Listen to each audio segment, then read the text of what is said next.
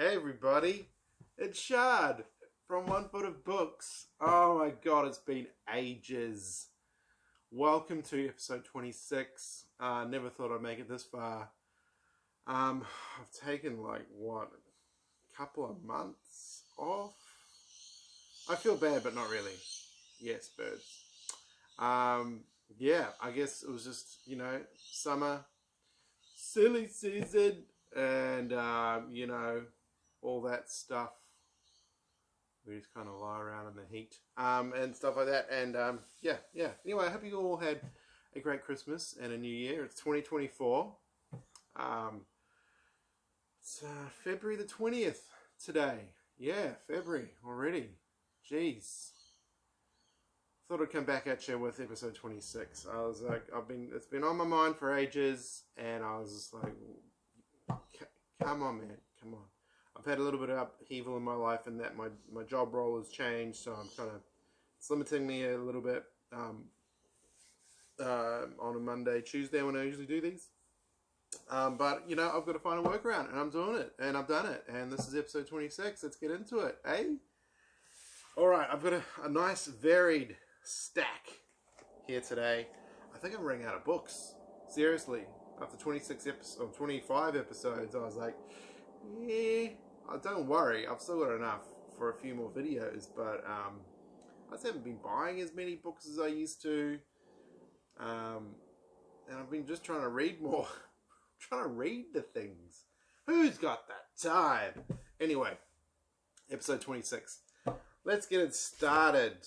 Yes, Peter Russell. So anyway, if you're first, sorry Peter, if you're new to the channel, this is your first time watching, I grab a foot of books, which is like 30 centimeters in imperial. So for all you Americans and Brits out there, 30 centimeters of books. Ha ha ha ha.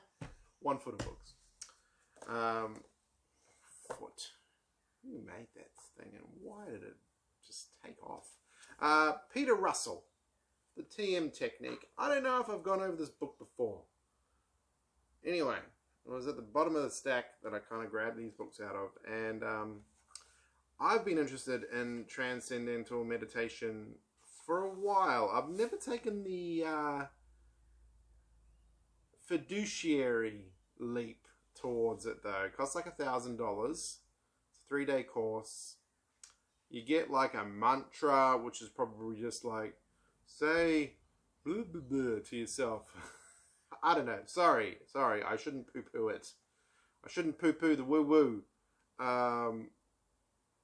Yeah, I've been interested in TM for ages, but I've never taken like that leap to go and do the course and pay a few $100s, more than that, to do it. I know there's another kind of meditation that's kind of the same business model. Like you pay money, do a 2 or 3 day course, and they give you technique. And I've got a couple of books on TM. I've got this one, The TM Technique. The TM Book for Skeptics. This is from 1976. First paperback edition. Yeah. I've got a couple of books on TM. But reading and intellectual comprehension of things like that can only take you so far. You have to experience it. You probably do have to drop $1,000. I don't know. Has someone out there got cheat codes for transcendental meditation? Let me know, because I've been meditating on and off for a long time. I had a really good run the last couple of years before, I went on a holiday and went on a road trip for like a week and a bit. And, that kind of thing just like knocks your schedule into the past. And yeah, so since then, since like October, I've been just like, well, gotta get back into meditation, but I've got to start again kind of thing, and start back at 5 minutes and build from there. I was at 22 minutes just on my own in the mornings. Anyway, this looks like an interesting book, and I think it would be a good complementary read once you get the book, because it just seems like this is. I think this is a book that's trying to convince people to go and do TM. So it's got like, you know, what is TM, the history, the fourth state of consciousness, the fifth state of consciousness, what? Self-realization, yeah, the knower and the known, yeah, all that good stuff. If you've read some Krishnamurti or you've gone, you know, done this kind of stuff. Yeah, interesting book. I haven't read it. Because you can only get so far without actually knowing the technique and stuff like that. Maybe as a big advertorial I could read it, but then I've got other books I'd rather read. I should just go and drop the $1,000, take a couple of days off work, and go and do the TM technique and see what it's like. Vote yes if you want me to do that in the comments. Vote no and give me a reason not to do it. Because I'm keen. This is Henry David Thoreau, Walden. Where did I get TM book from? I think I got that from Salvo's, Vinny's, up in Springwood. This is a 1993 Barnes & Noble edition of Walden. I got this in 2002 from a bookshop in Hamilton, New Zealand, which is no longer there. It was like set over 2 floors. It was a great bookshop. I used to go and spend a lot of time in there. And I've read probably half of Walden. Sorry, I haven't read all of it. I dig it. I dig what the man's selling. Good book. Good from what I've read. Really good book. It's all about a guy. Well, not a guy. It's Henry David Thoreau's kind of journals and stuff from when he built a cabin and went and lived out on Walden Pond in Massachusetts. This was back in 1845 to 1847. So, I mean, you can probably go and do that kind of thing now, but I imagine it would be a lot harder. Well, I could be wrong. It's probably really easy. People walking past your cabin probably wouldn't give a crap. Much like they did back in 1845, maybe, or there weren't many people around. Anyway, it builds on the humanist philosophy of who's that guy, Emerson, and stuff like that. And yeah, a good, important book that offers a good perspective on how things were back then, and also on just approaches to living, attitudes towards life and existence, and stuff like that. A really cool book. If you haven't read Walden, give it a shot. It can get a bit tough, it can get a bit boring, but it's got a lot of gold. And then Dar Hills. This is a book I got from my friend Pablo's dead uncle's collection when he passed away. He had a bunch of political stuff. The Dictionary of Espionage. This is from 1986, first published by Hiram Limited. I read Harp, like in the conspiracy Harp. Look up Harp, it's fun. So first published 1984, set in the Baskerville font. Don't you often wonder, like I do, how cool it would be to make and copyright a font, and then for that font to go viral? How'd you make your money? Yeah, I made Times New Roman. So this is broken up into, I think, 2 parts. The spies, so there's a whole half of the book is about specific spies, and the other half is about the countries involved in this espionage. It's from 86, so it's probably a bit dated, but there's probably a lot in here that will, what's that saying? Study the past so you don't repeat it in the future or something like that. But there's probably a ton of that kind of stuff in here, and stuff that's getting even worse now, or just kind of evolving, like with tech and hacking, and then Putin killing his political rival, just in the last few days. Oh God, yeah, espionage is that would probably be a nice time capsule of espionage up to that point. And I'd, you know, seeing it now, I don't know if I want to know anymore. It's far too depressing. James Joyce, Ulysses, got this from the Salvos in Miracle years ago. Years and years ago. Like any kind of book nerd, I've kept an eye out for James Joyce stuff, specifically Finnegans Wake. I wanted to have a copy of that. I don't know if I wanted to read it, because I got a copy of Ulysses and I tried to read it, and I don't know, I think I made it to like, maybe like 30 or 40 pages in. A little sticker in there, dried up sticker. Yes, tough. Joyce, yeah. I mean, I read Portrait of a Young Man, Portrait of a Young Artist, or whatever. It's cool. It's a conventional book. This is not a conventional book. Finnegans Wake is not a conventional book.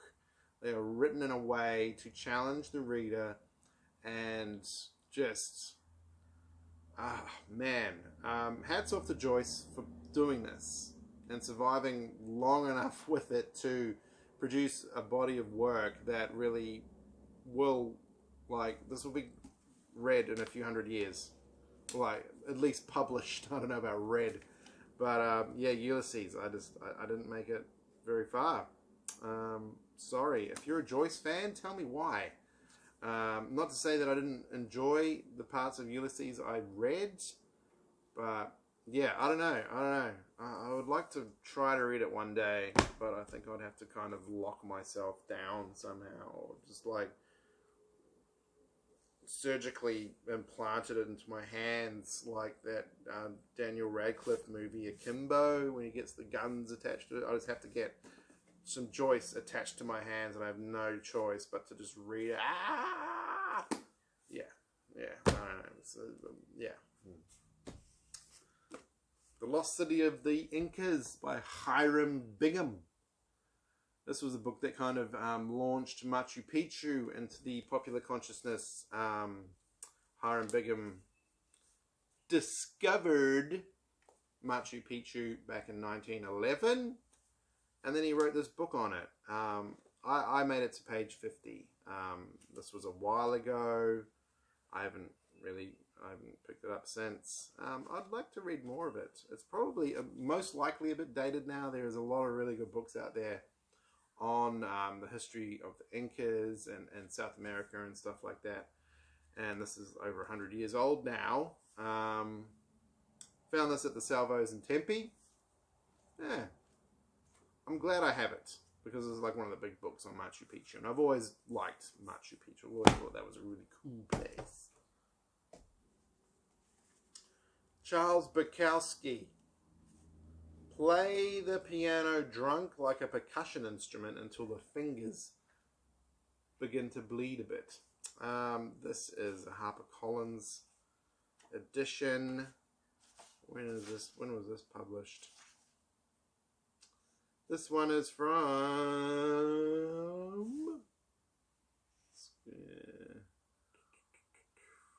Doesn't say. Oh no, first Echo edition, 2003. Good old Bukowski. I'm pretty sure I read this. Where did I get this from? I got this from my friend's bookshop in Marrickville, Urchin Books. Shout out.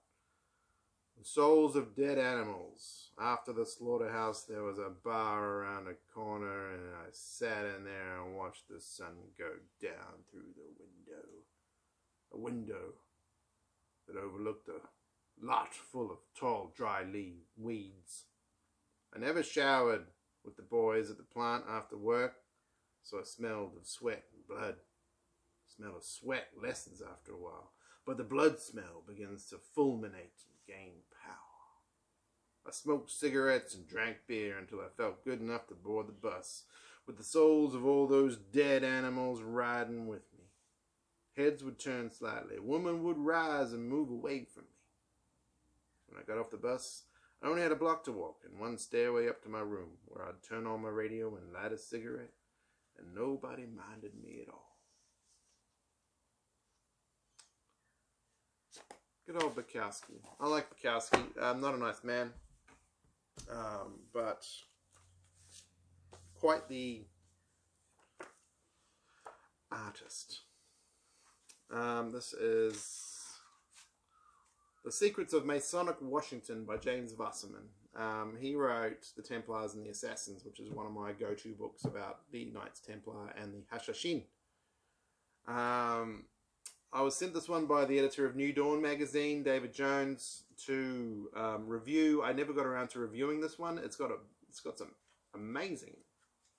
awesome photos, great maps, all about the Masonic roots of Washington, D.C. It's architecture, it's meaning in it all according to Masonic principles. I read half of this probably like, what was it, 2024, like 12 years ago. I made some notes back when I was folding stuff up and making notes. I didn't make a lot of notes. I never delivered my review of this book. Didn't grab me. I was kind of, I've never really been into Freemasonry very deep, so it didn't interest me a whole lot. But again, it's got some great maps, and it'd be a great resource if you wanted to delve more into the Masonic origins of Washington, D.C., the seat of power in the Western world. The Prophet, Kahlil Gibran. One of the classics of the 20th century. If you haven't read it, go and read it. This is an edition from 1976 from Finland. Yeah, I read this ages ago when I got it. Loved it. I should really read it again. It's such a good book. It's one of like the most highly... It's one of the best-selling books of like the last 100 years, and it's easy to see why. People like Paulo Coelho took a lot from this, especially like The Alchemist and stuff like that. I've read The Alchemist. I've never read any of his other books. I like The Alchemist. Sure, it was fine. It's good. I read it in like a day. This one you can read in a day too. Very good stuff. Very powerful. Very beautiful.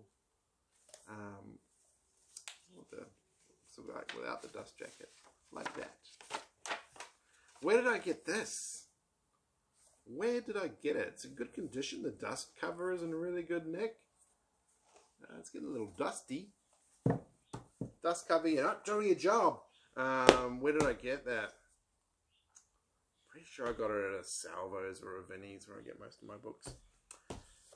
Got this one from my friend at Urchin Books, The Tibetan Book of the Dead. W.Y. Evans-Wentz. Haven't read this one. Apparently it's a really good book. Just haven't read it. This is a Oxford edition. And yeah, I've never read the Tibetan Book of the Dead. Should I? Do I wait till my deathbed to read it? If you have read it, let me know. What's it like? I found this one at the... I get this one from Vinnie's in Dulwich Hill back in the day. The Inner Guide Meditation, a primer for the 21st century, written by Edwin C. Steinbrecher. But I got it because I saw the forward was by Israel Regardie, and Israel Regardie was a secretary and of Aleister Crowley back in the day, and I like reading his stuff.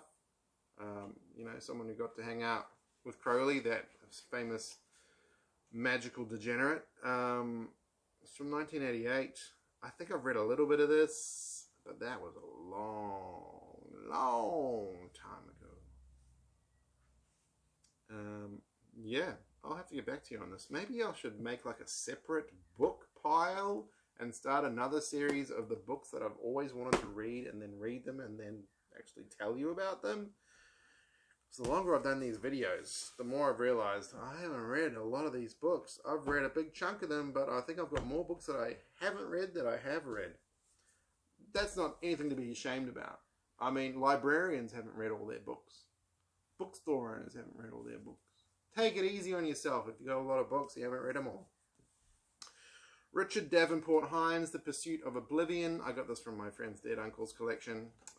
Haven't read it. It's from 2002. It's a social history of drug taking. So like all the way back to shamans and, you know, stuff like that. And then it does a big exploration of prohibition in the last century. The text is really small. It's a big book. It's like 467 pages. It's got a few pictures in it, but that's about it. I haven't read it. I haven't read it. I am quite enamored with the idea of the social cost and reward of drugs, opium during the Enlightenment. What's some of the chapters? Nerves, Needles, and Victorian Doctors, Chemistry, Degeneration, The Dawn of Prohibition, Trafficking, The Age of Anxiety, The First Drugs, Czar, British Drug Scenes, Presidential Drug Wars. Yeah, it could be a good read. Could be a good read. Maybe I should hit up Richard Davenport-Hines, and maybe I should start a new series of videos where I interview the writers of books I haven't read. Yeah, Richard Davenport-Hines, tell me everything about your book that I haven't read. Rollins, Black Coffee Blues. Henry Rollins, if you don't know who Henry Rollins is, he started out as an ice cream man. He worked for Haagen-Dazs in Washington, D.C. When he was younger in a pet store. And then he joined a band called Black Flag as the singer, and then he's always been a prolific kind of journal taker and stuff like that, and he started publishing his stuff. And this is from 1992. Black Coffee Blues, the old Rollins edition. Yeah, and it's just full of like journal entries and longer form stuff and things like that. I do like his long form stuff, but it's nice to pick up and like just read some of his shorter stuff as well. Like, you know, pretty dark, funny, savage, but brutal, very real, from a guy, you know, in a punk band back in the 80s when most of the stuff was written. Yeah, just poor and trying to follow your art and trying to pay the rent, trying to keep the car on the road. Very kind of like, you know, everyman, like it was just someone normal who wrote a lot, just in a punk band. I shouldn't say that. Rollins is far from normal. What is normal? Speaking of normal, Erich Fromm, To Have and to Be. I read this years ago. Years. Probably like 13, 14 years ago. I don't remember anything about it. It's getting a little bit spotty, moldy. It's still holding together though. This is from 1984. It's got an inscription in the front. Yo Gary with, it's written in cursive. To Gary with hope for the future. Jan, 2nd of the 11th, 1985. If you are Jan or Gary and received this book, let me know. Yeah, Erich Fromm was one of the big pop psychologists, 50s, 60s, 70s. Probably not 70s. I don't know, he might be dead by then. So, like, part 1, understanding the difference between having and being. Part 2, analyzing the fundamental differences between the two modes of existence, having, being. And part 3, the new man and the new society. So, yeah. I think I've read bits of this. I think I read it. I'm pretty sure I read this book. It needs a clean, dude.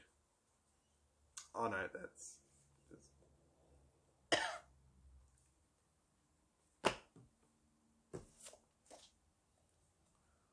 where did I get that from? Salvo's Miracle. $1. Thich Nhat. The Miracle of Mindfulness. My mother got me this. So she knows I like all this stuff. She got me this, and I've read a bit of it. And yeah, it's cool. A Zen master's method of meditation, concentration, and relaxation. Say that while you're meditating. What page am I up to? Page 17. So I may haven't made it far at all. Yeah, I don't know. That was a couple of years ago I read that too, so I gotta get back on that. Gotta get back on the Thich Nhat Hanh. Did I say that right? I feel really bad right now. Dr. Yavid Nurbakish in the Tavern of Ruin. 7 essays on Sufism. I found this at the Salvos in Marrickville one day years and years ago when I was reading all this like Sufi stuff and yeah, this popped out. I was like, whoa, you don't find this stuff around. You don't find a lot of Sufi stuff in op shops. I don't think I've seen much, if anything, apart from this. So now I do have a Sufi picture book which like shows architecture and art and stuff from the Sufi tradition. Found that in a box of books outside at a op shop years ago. You know, past the statute of limitations. Yeah. Cool book. Again, I got this like 15 years ago. Probably haven't read it since then. So Sufism, if you don't know, is like it's like the mystical arm of Islam, but people say it's been around longer than Islam. But Sufism say Sufism is a way to God through love, and Sufism it's a cool religion, man. Cool like stuff in it, beautiful writing, amazing art and stuff like that. And if you do have like a Sufi group where you live, go hang out, go have a chat. They got some interesting perspectives, I'll tell you that much. And yeah, should read more about that. Again, I haven't read that in ages. And last but not least, episode 26 of One Foot of Books. Bill Hicks. Love All the People. This is basically a collection of his his transcribed routines, letters, and song lyrics that he wrote. Yeah, so not the big shows that he did. I'm not sure if they've been included in here, but like more so smaller ones.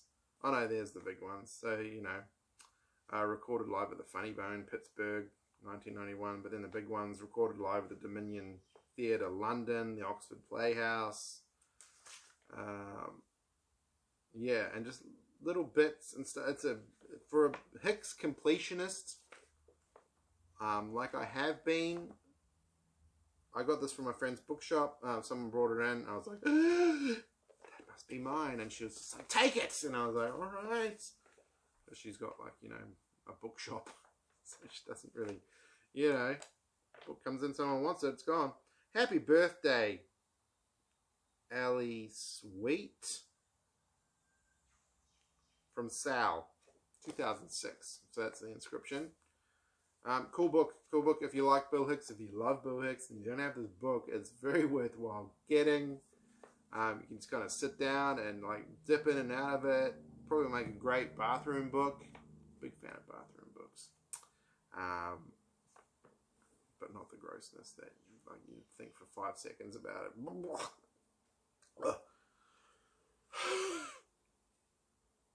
Yeah, good book. Highly recommend that one if you're a Hicks fan.